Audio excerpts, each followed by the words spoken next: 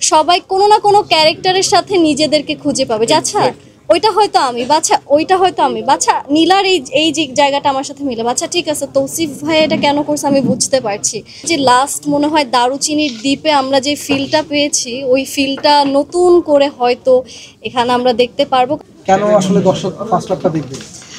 আসলে দর্শকের দেখার জায়গা থেকে আমরাই চিন্তা করেছি যে দর্শকের আসলে কি রকম দেখা উচিত।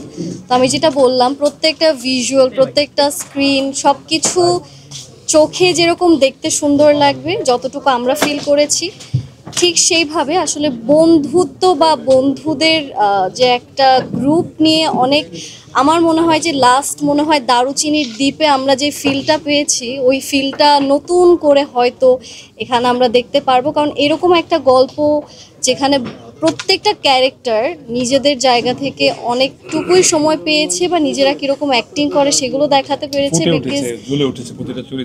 এক্স্যাক্টলি, অ্যান্ড আমরা জাস্ট দুইজন না, এখানে আমাদের পুরো টিম অ্যান্ড তারাও তাদের অ্যাক্টিংটা দেখাতে পেরেছে। তো আমার কাছে মনে হচ্ছে যে সবাই ইকুয়াল স্ক্রিন টাইমিং পেয়েছে অ্যান্ড সবাই কোনো না কোনো ক্যারেক্টারের সাথে নিজেদেরকে খুঁজে পাবে যে আচ্ছা ওইটা হয়তো আমি, বাচ্চা ওইটা হয়তো আমি, বাচ্চা নীলার এই যে জায়গাটা আমার সাথে মিলে, বাচ্চা ঠিক আছে তৌসিফ ভাই এটা কেন করছে আমি বুঝতে পারছি।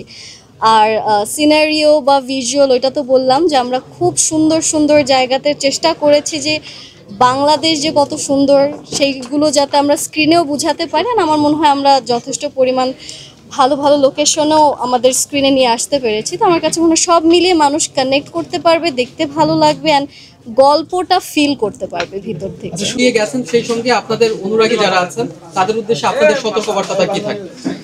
আসলে আমি আমার বাসাতেই ছিলাম অ্যান্ড আই এম শিওর যে এটা এমন একটা সিচুয়েশন, এখানে যতগুলো মানুষ যা ফিল করেছে আমিও একই ফিল করেছি, তৌসিফ ভাই একই রকম ফিল করেছে।